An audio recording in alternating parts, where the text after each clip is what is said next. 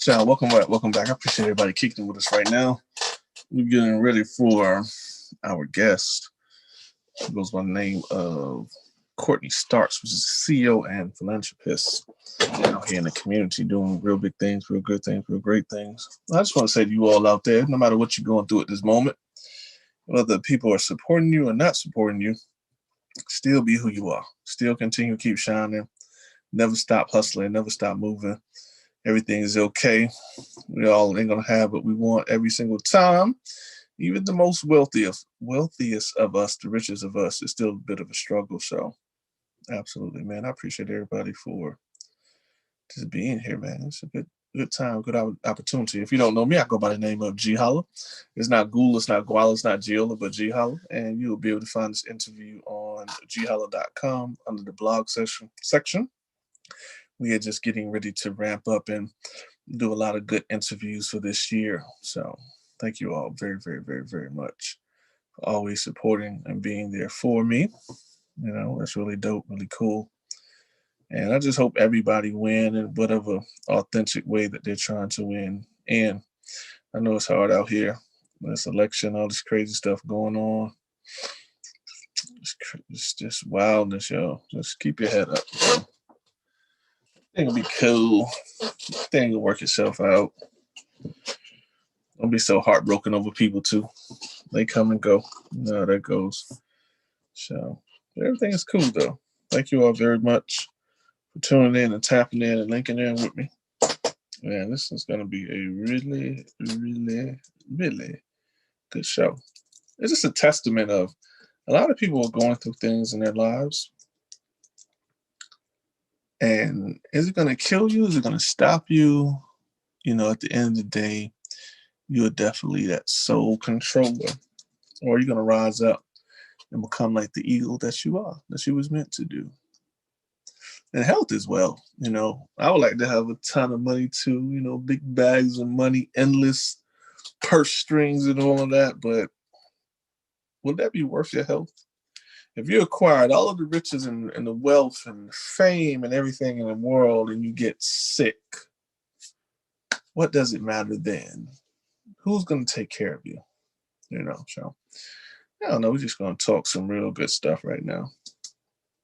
And it's okay. Nothing wrong with having wealth. I think when you read stuff like in the Bible, where it talks about money being the root of all evil, you know, what are they saying exactly? You know, so I don't know. Keep your heads up. Everything will be okay. And just keep going. Keep doing what you do. All right. We're about to get live. We're gonna start off at 2 p.m. My time is just 12 minutes from now. Until then, let's listen to some music too. Let's listen to some things, some grooves, some sounds.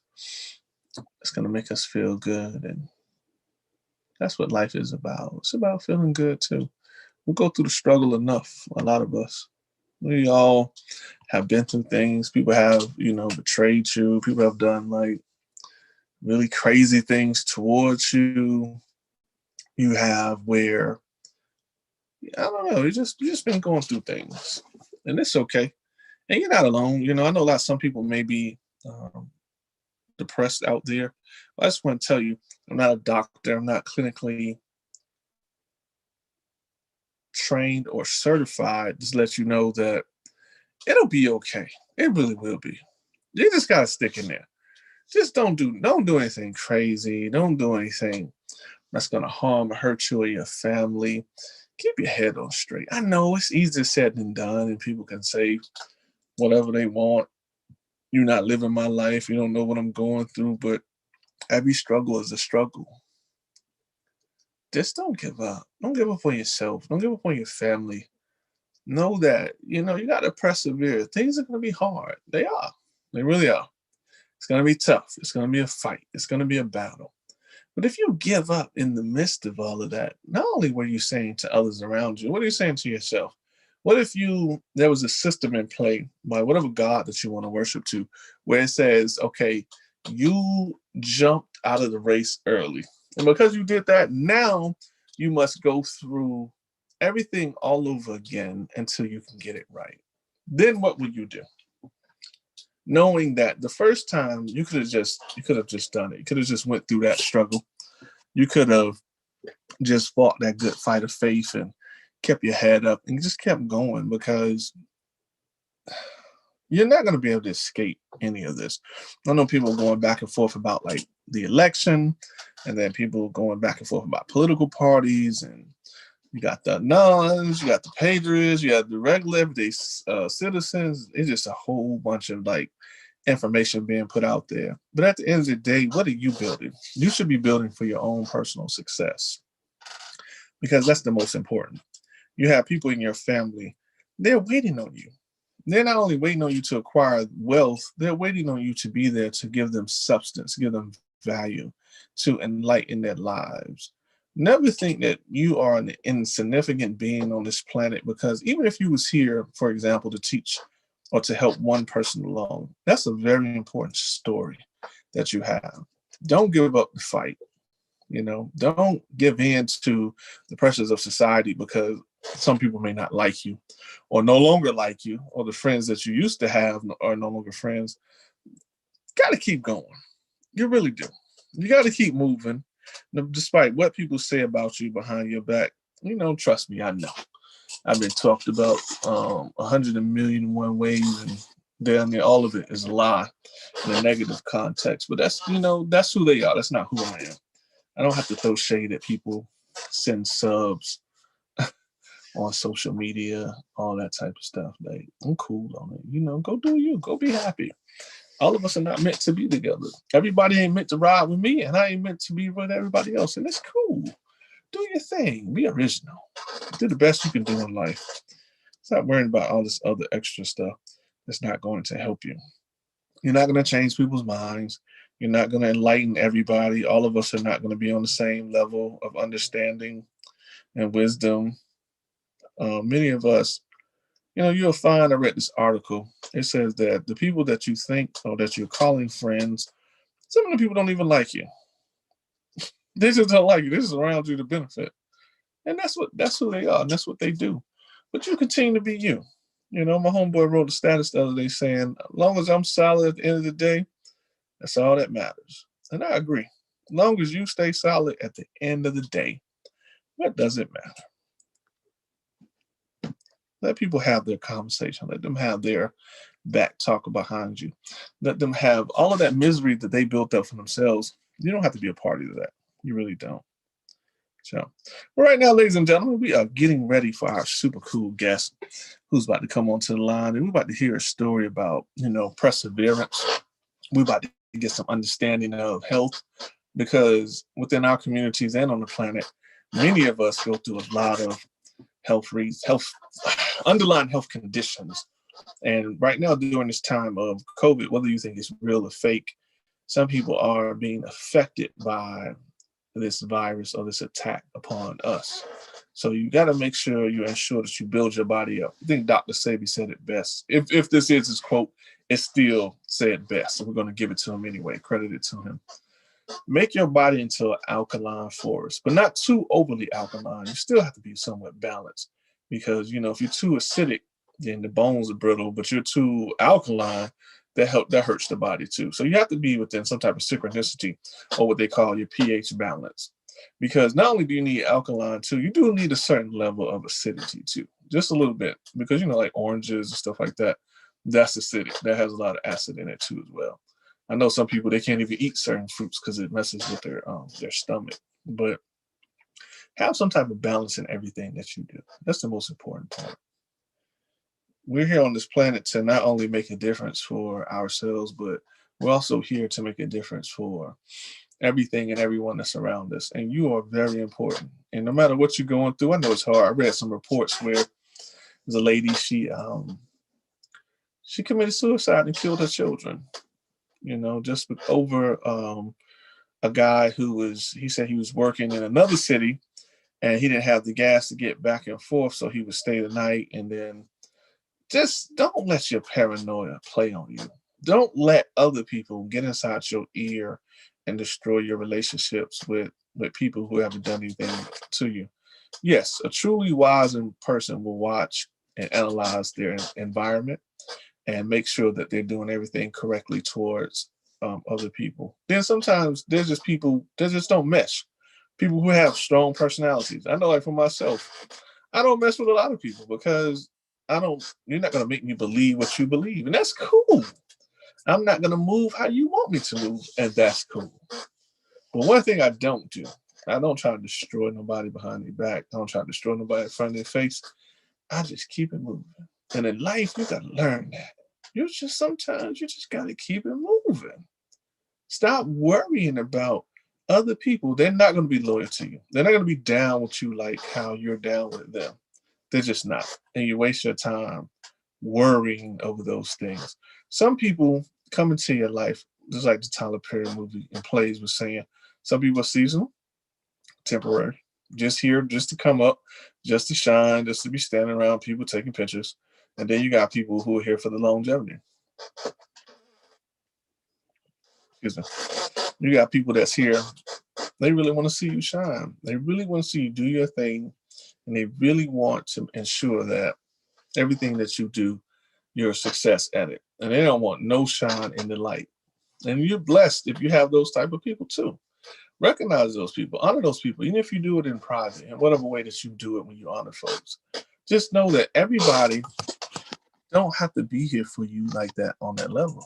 And when they are, those are special and unique people. No matter what you call them friends, call them homies, call them partners, whatever, it doesn't matter. Really honor those people who, when you get out your car, you get ready to pump gas in your car and they offer you the gas money, or they offer you half, or they go into the store and they bring you something back out. It's the little things. It's the principles. It shows you who a person is. It's not like somebody, because people who run game, they'll do that stuff too because you have mentioned it to them. But then there's some people whose hearts are just built of gold like that. They're not going to allow for you to look bad in any manner. They're going to come to you, let you know where you're slipping at. They're going to let you know where you're doing well at. And you have to really lock in and link in with those type of folks because they really care about you. Be with the people that care about you. Be with the people that really love you. Not just love you because you're doing well or you're around people that's doing well. People who just will come by and holler at you, who will invite you over, who will say, come on, let's go out to lunch, who will pick you up. If you're constantly picking people up in your car, if you're constantly bringing people to your house, unless you like that type of thing, that's not what friendship is about. That's not what being cool with people is about. Sometimes you need somebody to be like, yo, I'm going to come pick you up. And even if they don't drive, let me get you an Uber. I want to show you a good time. You showed me a good time. And not just because you showed me a good time, because they actually care about you. That's what a lot of us are missing in this world, is that a lot of people truly don't care about you. They don't. They're narcissistic. They're selfish. And I'm not saying those traits are evil or something, because I understand people go through their struggle too. But if you want to build a business, you got to be around some people that really, truly care about you. If not, you're wasting your time. You really, truly are. But I ain't going to talk you out of death. Our guest will be only about 5 minutes. I know I gave you a super long monologue for this afternoon. But let me tell you a little bit about this young man. Mr. Courtney Starks. This brother is really doing his... Oh, there we go. Well, came in on just some time. Welcome to the show, my good brother. I was just about to monologue about you. Look at God. I brought you in at the perfect time. How you doing this afternoon? I'm doing well. How are you? All right, we're doing well. We're streaming on different services and platforms. I go by the name of GeHolla. And the show is called My Celebrity Life. And we have great and wonderful, CEO and philanthropist, a kidney failure survivor. Wow. Mr. Courtney Starks, man, this brother's just got it going on, doing a lot of great things in the community, caring about other people. That in itself puts you, in my opinion, on a superstar level.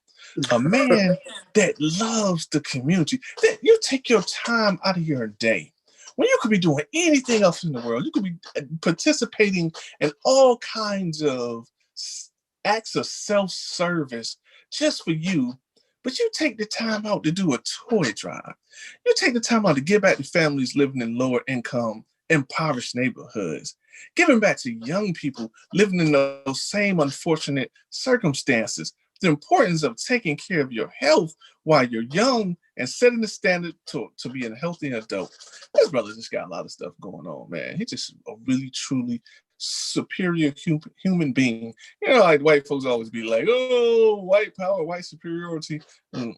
It can't be no white power without the true essence of black power. And we're looking at the true essence of black power right now, which is the great, the awesome, the amazing. As we pause, the moment of silence. Courtney Starks, welcome to the world, my good brother. How you doing? Oh my God! First and foremost, I need to take you everywhere with me because, oh man, I'm honored. Thank you so much for having me, man. Hey, my brother, it's an honor for me to have you, to sit in front of you, to be able to discuss with you as well, because the people that are made of the fibers that you were made of is a divine experience just to know. You know, even if you look at like all of the books of different religions, but we'll pick Christianity, for example, where you have like Jesus sitting at the well, you know, this powerful, almost mythical being in person is sitting at the well. And the lady comes to the well and he asks for a drink of water.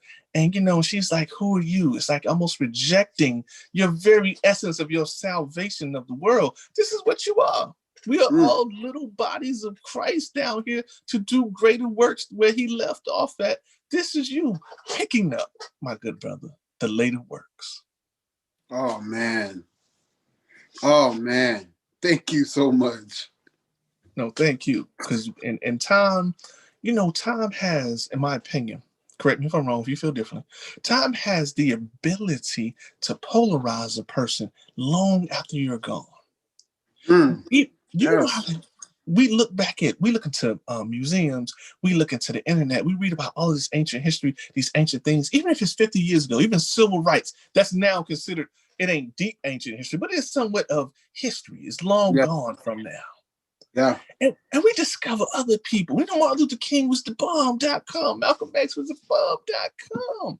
But we learn about people like Marcus Garvey, Medgar Evers, all of these great civil rights fighters who did not back down, who did not say no. Muhammad Ali, there's stories just continuously coming out about this brother who said, ain't nobody in Viet Cong called me the Nigger. I'm not going to fight.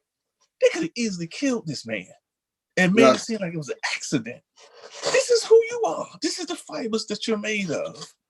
You're saying, I'm going to get out into the streets. You know, I done had some health issues. I'm not going to let that stop me. I'm going to fight the good fight of faith. Ladies and gentlemen, this is what I'm talking about today, Mr. Courtney Stark. So let's get into your story. Tell me about where you're from originally. I am born and raised Brooklyn, New York. Shout out to everybody who's tuning in. I appreciate it. Okay. Being born in Brooklyn, what makes you different? Because I always hear people be like, yo, I'm from Brooklyn. I'm from Brooklyn. I'm from Brooklyn. What makes Courtney Starks different? You know, some people always ask me that question, and I think, like you were saying, the fibers that I was born with makes me different. You know, the drive and the passion and the purpose that God assigned me makes me different from everybody else. You know, my gift that I was given to share with the world makes me different from everybody else in Brooklyn, you know? That's right. Tell me what was like growing up for you. What was some of your favorite activities or some of your favorite television shows or superstars, or what was you into as a younger man? Because you're still young. I want to say a lot of my interests were the same as a kid. You know, I was into music. I was into, you know, TV shows like, you know, Moesha and the Parkers and Martin and, you know, Fresh Prince. I was into all. I would remember happened to be in the house when the lights came on. You know, most kids were like, dang, I gotta go in the house, and the lights came on and the fun just started. I was the kid who would run in the house because I knew when those lights came on, it was time for my shows. So I would go home, get my popcorn ready, get me a little sandwich, and it's kind of do my thing. I was always a laid back child. You know, I was never one to want to be in the streets and hang out and, you know, get into too much trouble. And, you know, after you get into a certain age, you're like, okay, let me explore, you know. But when I was young, I was just kind of just like into my own thing. Just wanting to chill and relax and just be in my house, you know. I had a great childhood.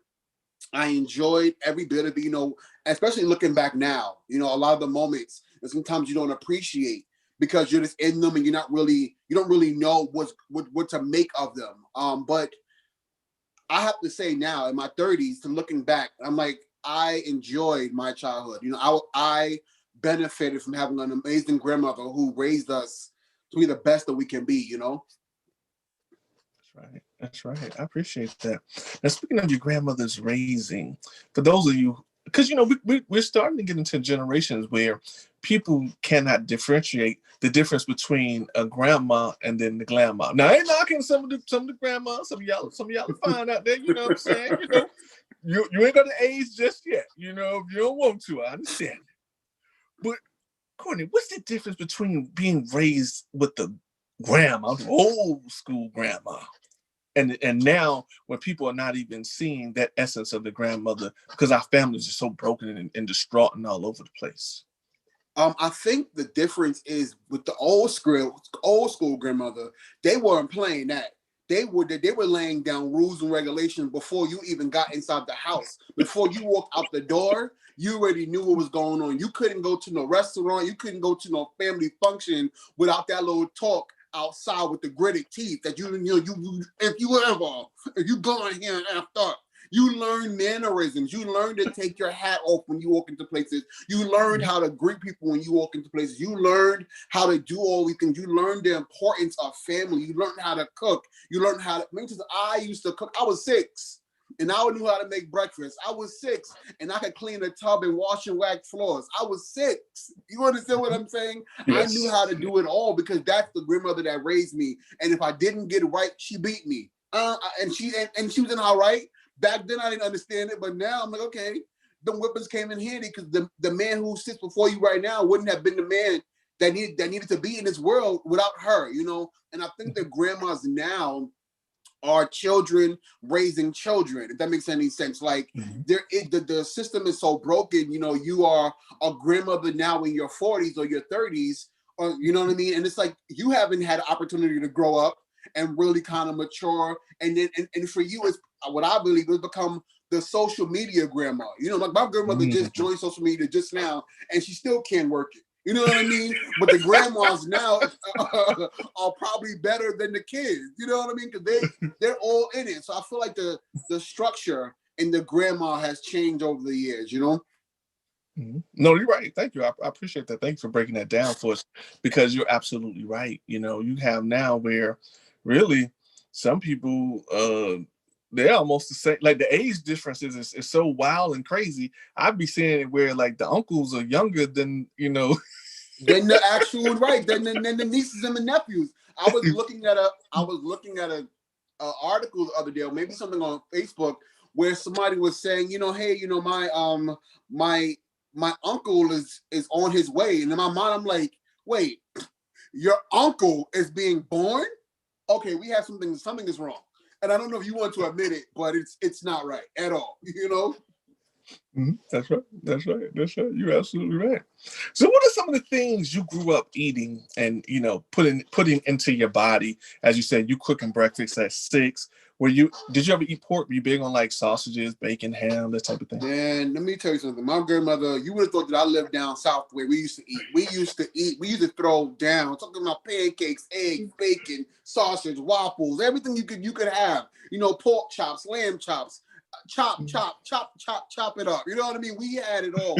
My grandmother fed us very well. We were the Kool-Aid spot. You know what I'm saying? That was what we were. We had the cornbread and fish on Friday. We had the fish cakes. We ate like we were feeding a whole nation. And in the long run, it kind of it caught up with me. You know what I mean? Because you're just eating, and in your mind, and one of the things my grandmother was very big on was not judging us on being big. My family, the majority of my family are big. You know what I mean? So like we ate and we had a good time, and there was no in that point in time being health conscious, right? Knowing that this may be good, but it's not good for you. You know what I mean? Knowing that this tastes good, but in the long run, it's going to have some repercussions you're going to have to pay for. You don't know that growing up. You know what I mean? You learn that. And I wish I learned that as a young kid, but You know, it taught me a lot that I needed to learn to go and appreciate the path that I'm on right now. Mm. How did you feel about like water, things of that nature? Were you like a big juice Kool-Aid drinker? Did you ever really used to drink water? Was it just nasty? You just didn't like it? No, I always, till right now, till the day, till up right now, I would drink water. And back in the day, see, people don't know about that good old tap water. We would drink it out the sink. We would get a cup, and it would be, especially if it was a cold day like today, and turn that tap water on and go to town. I drink water like it was going out of style. I still drink water like that, but you know, I was also drinking all the things in the street. You know, you give me a little quarter water, give me a little juice, give me a little soda. You know, back then when things like 25 cents, 50 cents, you get a soda, full bag of chips, and you was good to go. You know, so like all of those things were kind of combined. But water has always played a major part of my life. You know, even though I wasn't eating right, I was still drinking all my water. You know. Yeah, that's something good that you brought up too, because we're going to talk about health in a moment too as well. Health as well, for my opinion. Water. It's so crazy. You know all the stuff they put in the water. They tell you, oh, we're gonna put the chlorine in it to clean out, you know, the blood and stuff like that. Under the undesirable things, we're gonna put, you know, the fluoride in it. And then we start doing our personal research. Even if you're still, well, let me ask you this question: Where are you located right now? What state are you in? I'm still in Brooklyn, New York. I Cool. live in Marine Park out here. Yeah. Okay, cool. So you're still in Brooklyn. You're still in NY. And you know, I'm down here in Georgia. No, just say Atlanta, Augusta.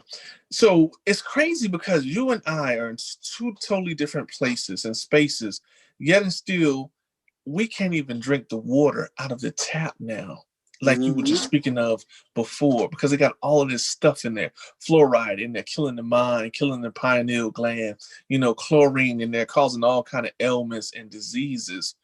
Courtney, do you think it's time that, because everybody's being on this awakening, I'm woke, I have this knowledge, and then you still got places like Flint, Michigan, where people can light the water on fire because it got so much like, you know, fuel in it, pretty much some type of gasoline, nitrogen in it. Don't you think it's time we fix the water? Because, okay, even if you go drink bottled water or you go find some alkaline water, you're still bathing or washing your dishes in your body in that same toxic water. Yep. I do, you know, and this is where I feel like as a people, as a community, we need to fix our priorities, right? You know, and even with our government, you feel Flint, Michigan has been suffering with their water for years. You understand? This is supposed to be the richest country in the world. The richest country in the world. And we're dealing with things like water, a necessity of water in your home that you can't even take a bath or drink. You got to buy water when it's free. You know what I mean? I just feel like the priority has shifted, you know, but you can spend money and I get it. You know, you want to, as a country, you want to kind of help others, but how can you help others and spend billions of dollars to send to other countries and other nations when states in your own country can't even drink water? You understand what I'm saying? Like, so the priorities are completely outbarred right now. And I just feel like we as a people need to come together and make demands and stop just allowing things just to fly above us because the social media isn't posting about it anymore. Life still happens when the camera's shut off, you know? That's right. Well, thank you for that too. Ladies and gentlemen, right now we're talking to Mr. Courtney Starks.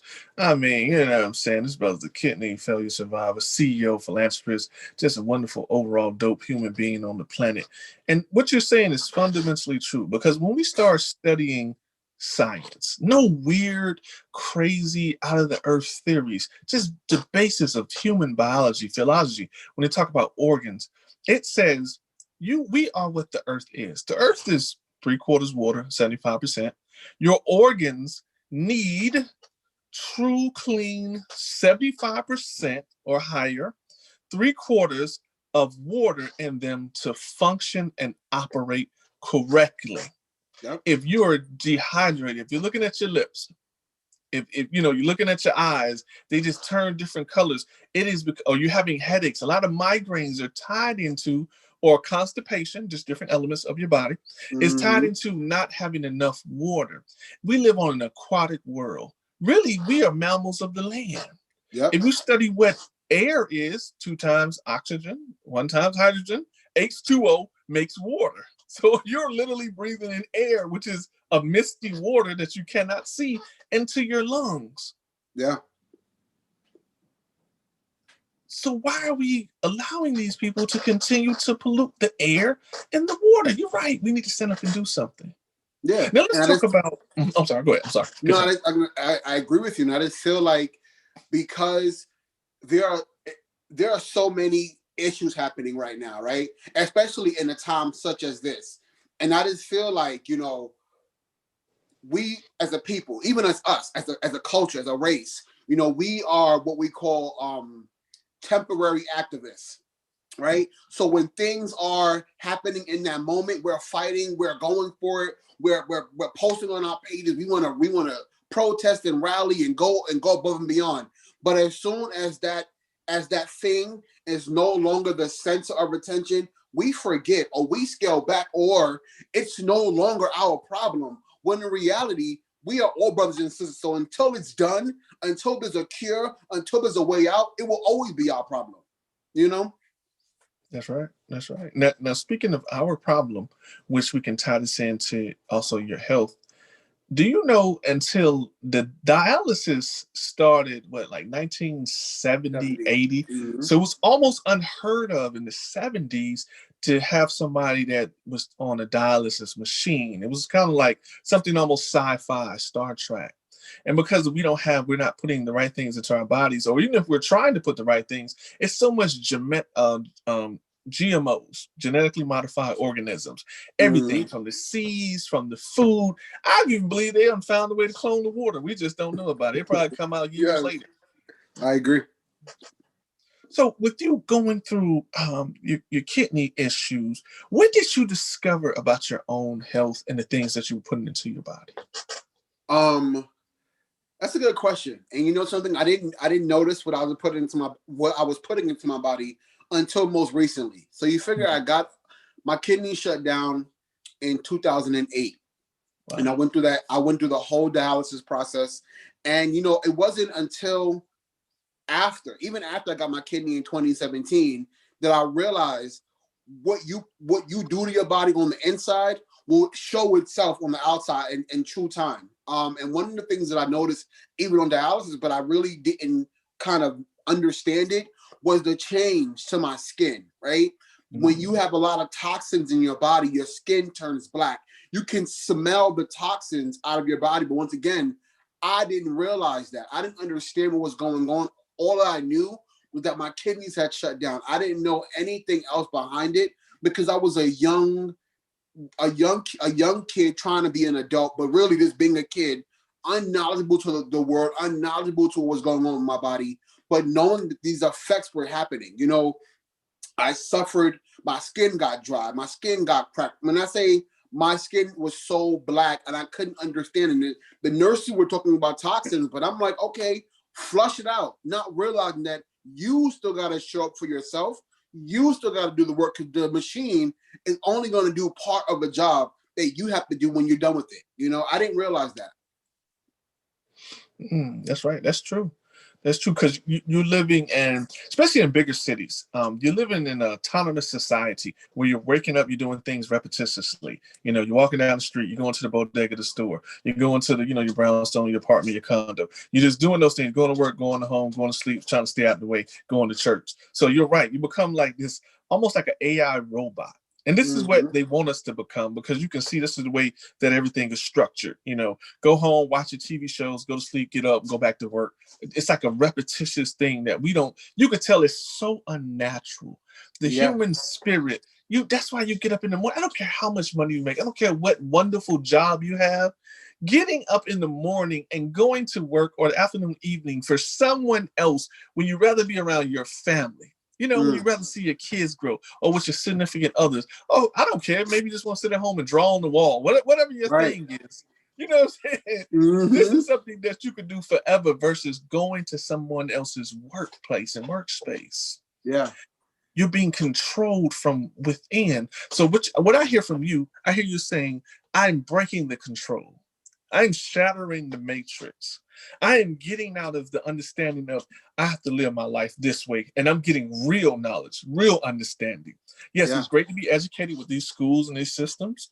But when you start learning about who you truly are and your value, you're truly waking up and you're truly becoming who you're supposed to be, which is a little God on this planet, representing the big God above us. Right. As is written in ye law for ye are gods.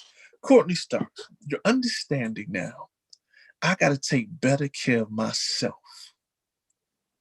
And it's important that I be around for whatever my purpose and my intent is and live a healthy and quality life. Isn't health truly wealth, Courtney? Yes. Yes. And I think the more you delay it, the less wealthy in your mind, in your spirit, in your surroundings you're going to be. You know what I'm saying? Wealth brings so much. It's not just what you're feeding, like as far as food. It's spiritual. Being spiritually healthy, being mentally healthy. You know what I mean? Outside of this, the physical part, and when you kind of hone in on all of that stuff that you need for your body, then you will truly be a testimony to what health and wealth means. People think they're like parallel, but no, they intersect very well. You know what I'm saying? And once I realized that, and I set out on the journey, and instead of calling it a diet or just a way to kick a couple of pounds off, and realize that I need to start this so that way generations to come can see that if I can do it, you can do it. I like that. And I know a lot of times when you're younger and an older person is speaking to you about certain things, it's not clicking because you think a lot of us think we're superhumans. We do. Yeah. Oh, that's not gonna happen to me. That's you. You must have made a mistake that I will never make. Mm-hmm. Being young, how important is it to just watch your intake, even if you're thin? Because it's a mythology where people think like I'm skinny, like I won't have those problems. There's plenty of skinny diabetics out there that's Right. never been overweight. Right. So how important is that as a young person to be healthy? It is everything.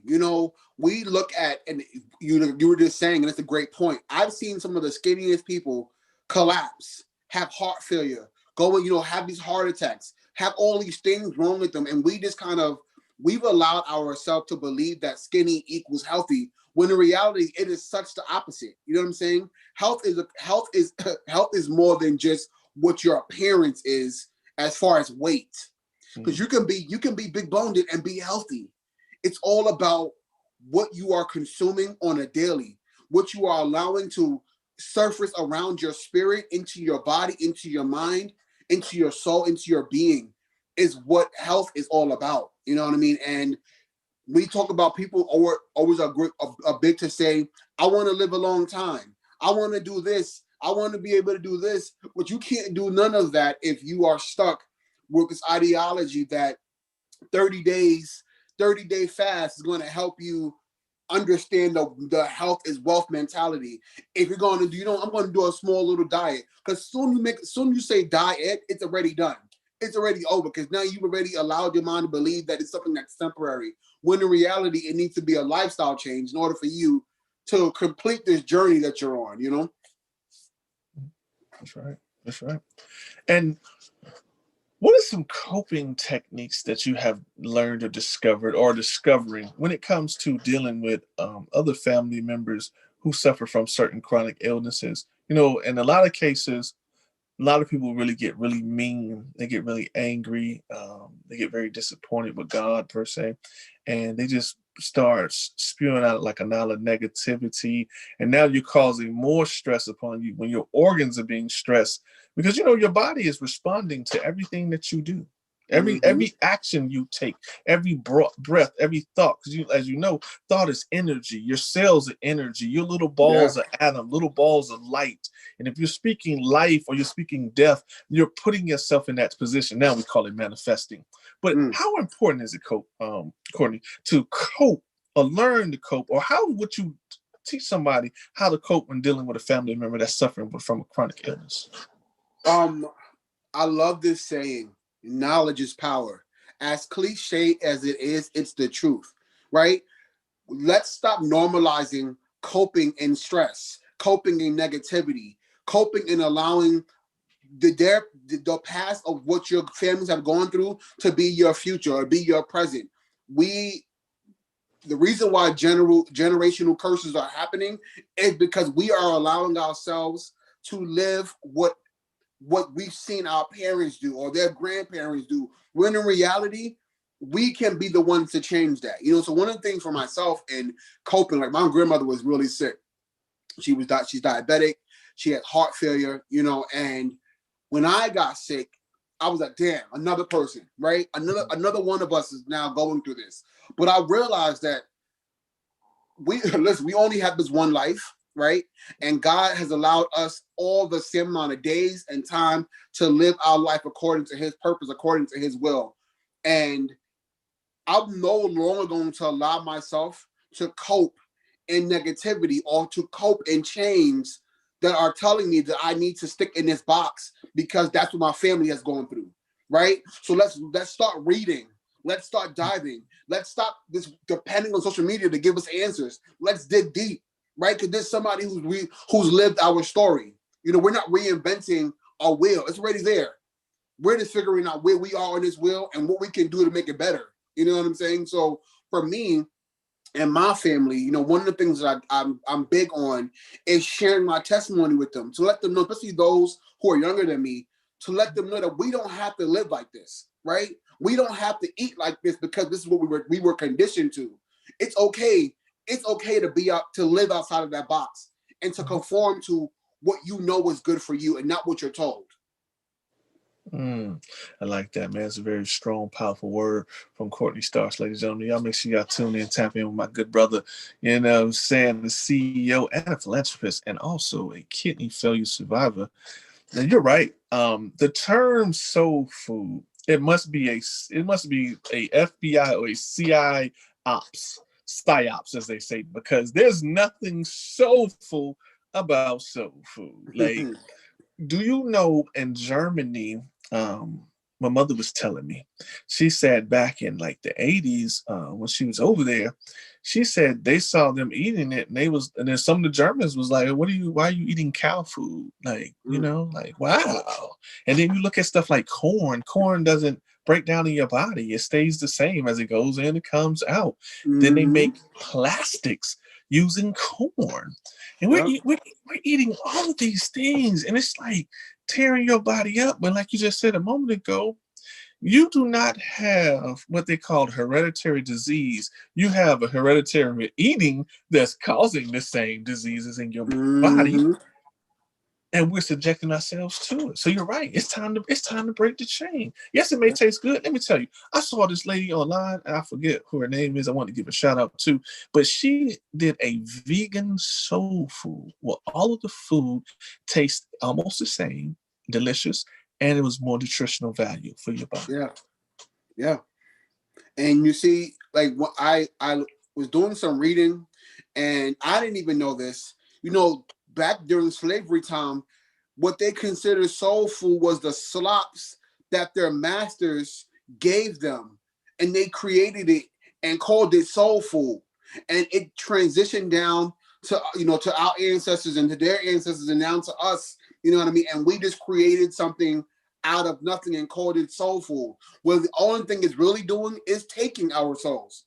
You know what I'm saying? This soul food is taking the souls of Black people.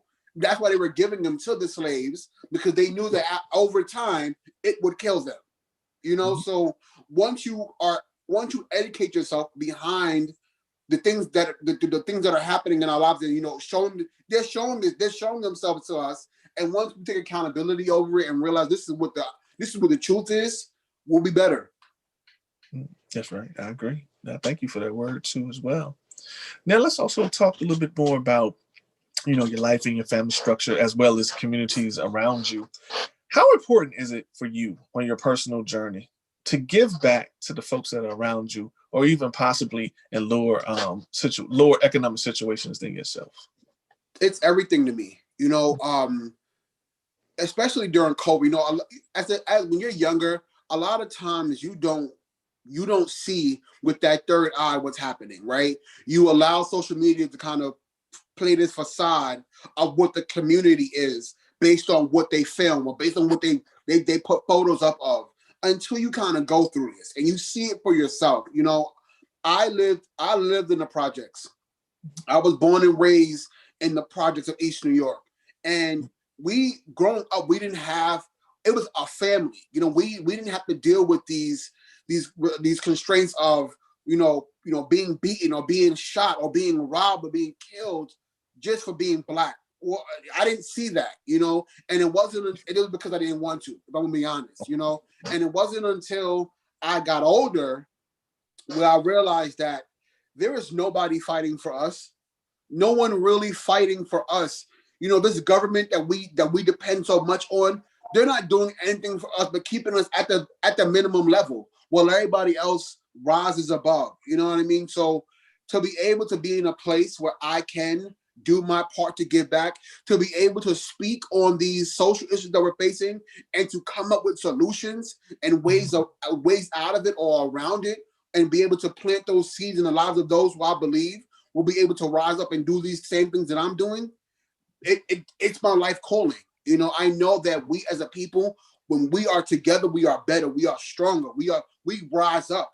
But we have to know and believe in our importance and in our purpose, and not allow somebody to feed it to us based on what they want us to do,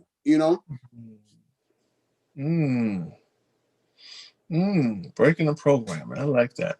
A lot of times, people, the fear of change is so powerful. That's why I can understand why it says in the Bible, I did not give you the spirit of fear, because when they study it on a science, on a biological level, it literally freezes your brain. It puts you in a stasis of stillness when everything on you is constantly vibrating and moving. All the atmosphere around you is vibrating. We can't see it because our eyes are weakened by this gravity, by this density of being in this earth. But everything around us is alive and moving. You don't have to take the context of what we think life is. It is existing. It is permeating all around us.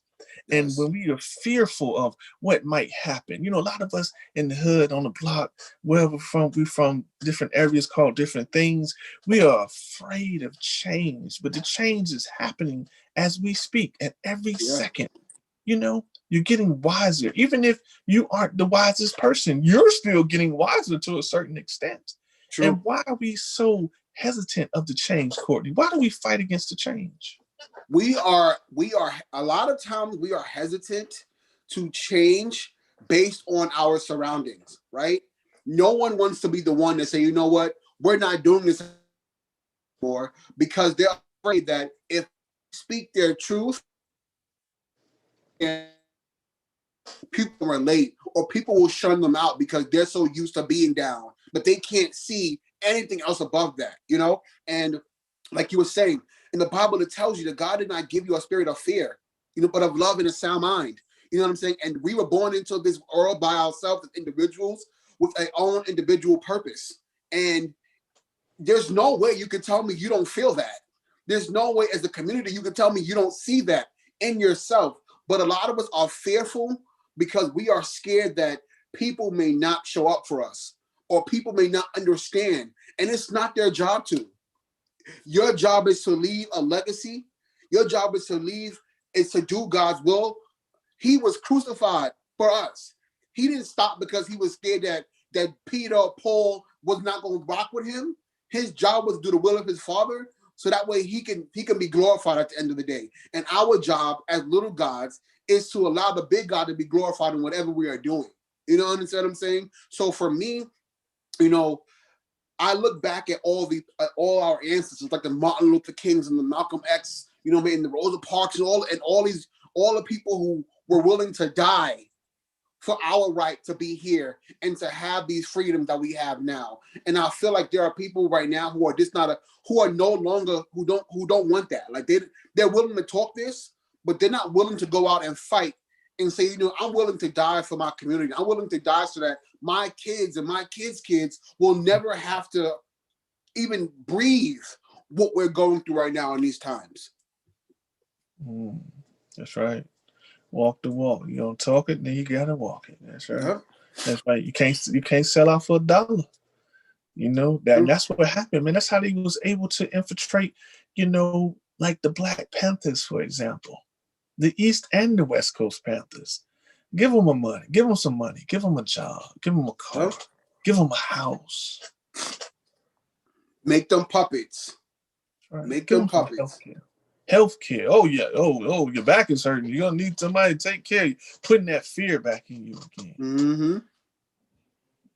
All it takes is one martyr to set the whole world on fire. That's right. One person's going to stand up against all these iniquities and all these inequalities and say, you know what? I'm going to be the one. I'm going to be the one, so that way, somehow you see what we have to do. Somebody has to be the one, you know? And Courtney Starks, you definitely the one. You definitely want to represent. You definitely want to stand firm, to stand between that gap. In that gap, you are the one that has come to this earth because everything that's in you is resonating. That Christ, that crystals, that caress energy, that Christ consciousness connection, that's in you. Everything that you speak, your very air that you breathe as you're in and out and drawing it in and pushing it back out, it just exuberates leadership. It exuberates community. It exuberates an understanding of I am that change that you're going to see in the world. Yes, sir. Thank you so much for that. And look what you're doing. Let's go back to. I'm not going to hold you too much longer. Thank you first and foremost for being on the show. I really appreciate that. Let's go back to your toy drive. Look at you now, standing in the gap for somebody else you don't know, you will probably never meet, and they will go on and you will influence their life to the day they die and all through their families, just off of a toy drive. That's all it takes sometimes, is one beautiful action in the world to spark a divine soul onto his or her path. Just them remembering, man, I don't remember the date. I don't remember who did it, but in my hood, it was this guy. I don't remember his name, or I do remember his name. And he gave me a toy that I always wanted. My mother was on drugs, or my father was locked up. You know the stories. And he gave me this toy, and it just inspired me to go on to give somebody else a toy. That gave somebody else 10 toys. That gave somebody else 200 toys as it's trickling down or trickling up. This is you. Tell me about the toy. It was literally created after I did a food and clothing drive. We did it in September. And I remember as we were doing, first of all, my expectations are never like to give a certain number. Whoever comes, right? And we had like bags of food and clothes for at least like 400 people. And within an hour, it was all gone. Right within an hour, I literally blinked and all the food and all the clothes were gone.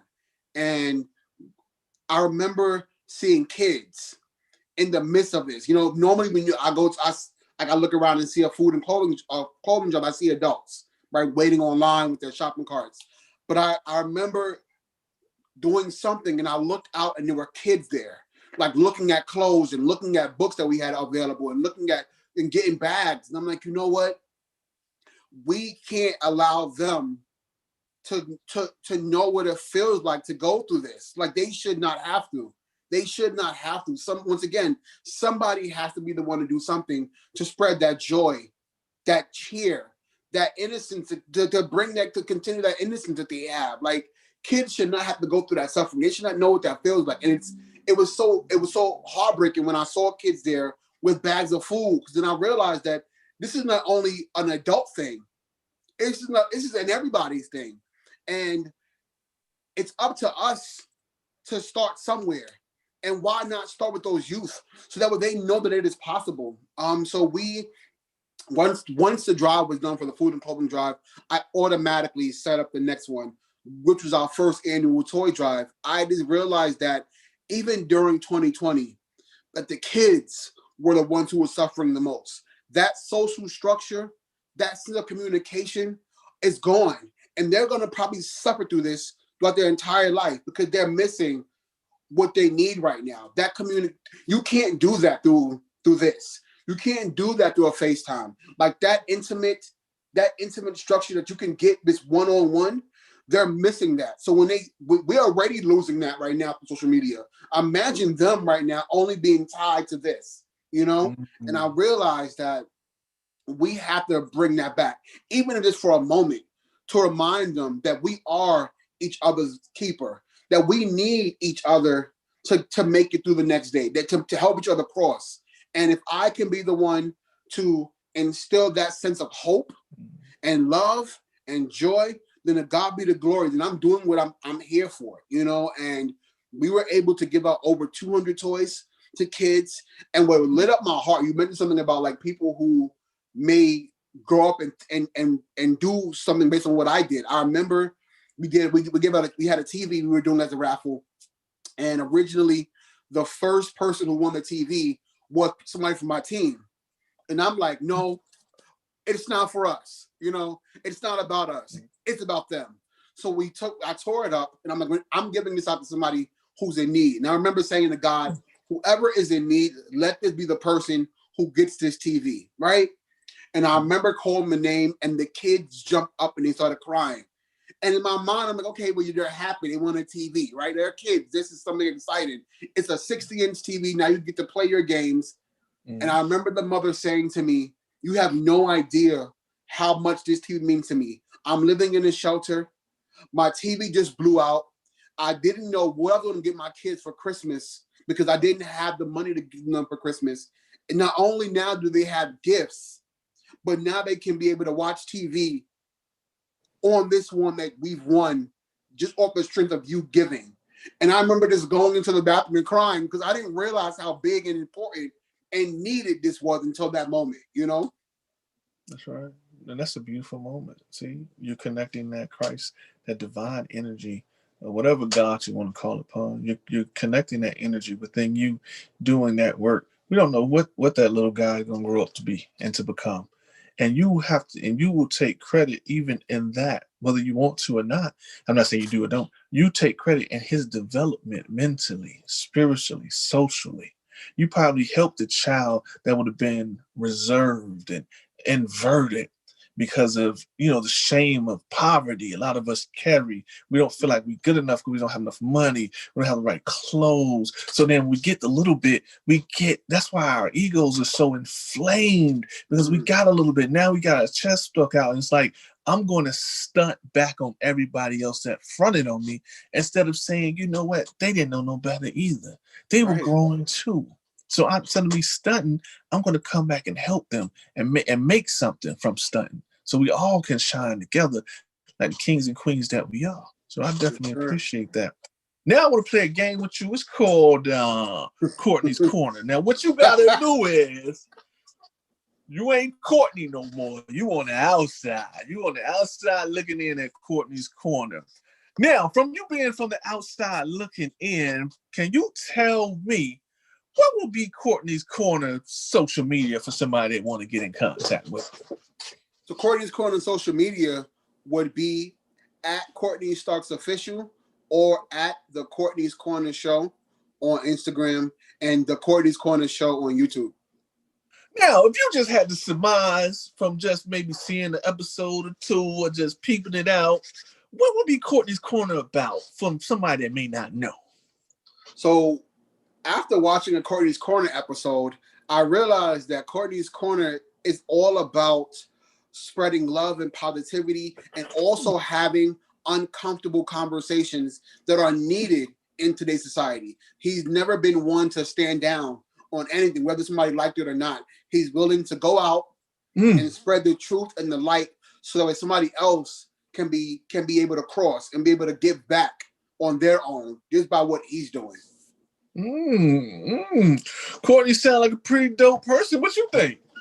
I think he's dope. I think he's the dopest person I've ever seen.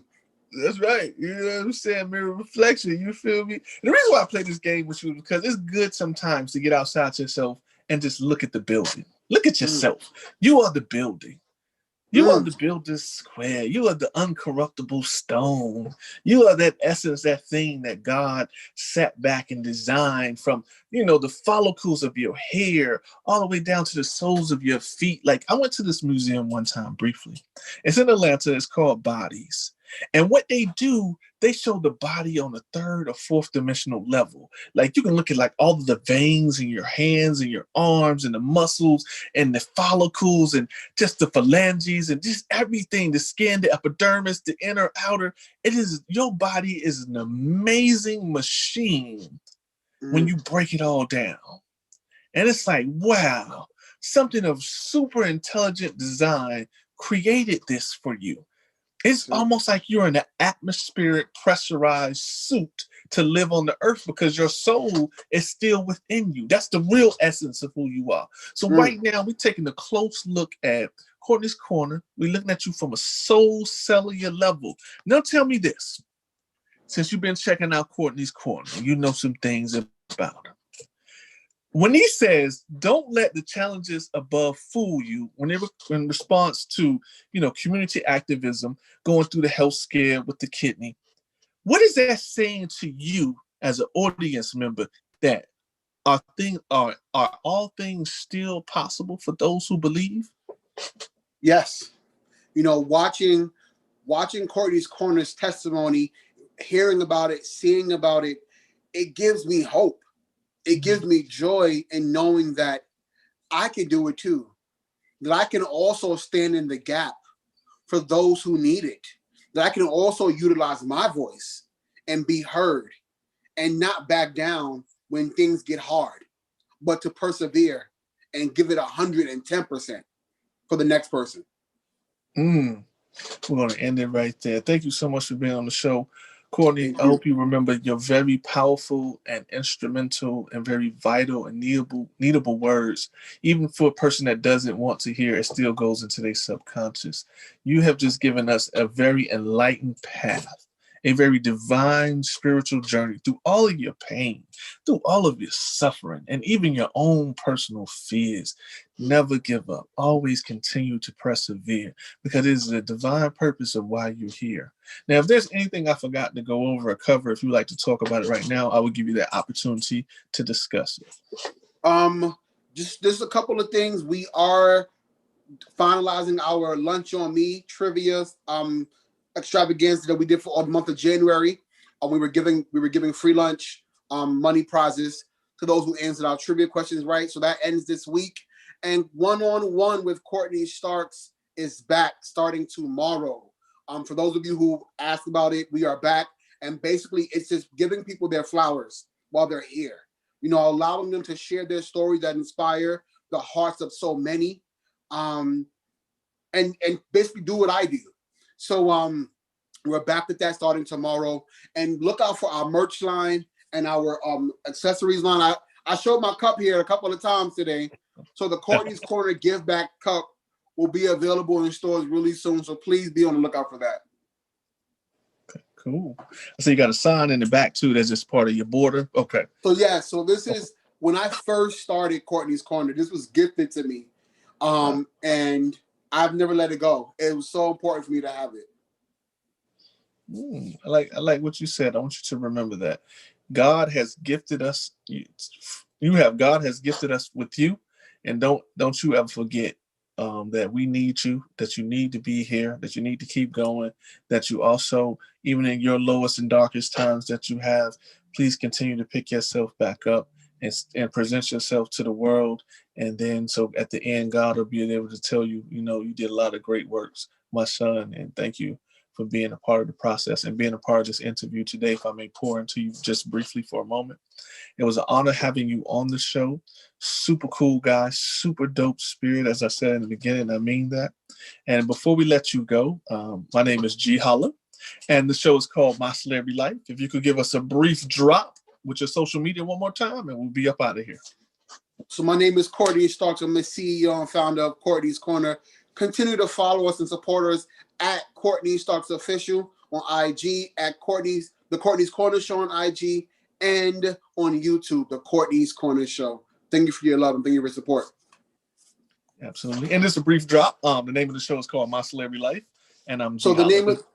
the name of the show is called My Celebrity Life with GeHolla. Thank you so much for allowing me the opportunity to be blessed enough to interview with you. It was more than amazing. Thank you for this opportunity. I'll never forget it. Absolutely, man. Anytime you come to Georgia, you come to Atlanta, please let me know. And then that way we'll reach out to you. We'll meet up with you and cover you again. I don't know. Maybe you might be going on a Courtney's Corner World Tour. You know what I'm saying? Well, I will let you know something. State. I will let you know. I'll let you know that I am dropping a book in September. So maybe we'll be seeing each other really soon. Okay, yeah, come back on. We'll do a reading session. Possibly try to get some kids in the community and read to them, and let's do a different type of interview. You know, hear from the children what they say. And yes, you're a dope person, man. I appreciate it. Thank you for rocking with me almost an hour, ladies and gentlemen. That's it. We're gonna let my good friend go, Mr. Courtney Starks. Please make sure you follow, subscribe, link in, tap in, do something, show some love to the good brother, support him, donate something to him too as well. And we are out. Holla, holla. Peace, my brother. See you later.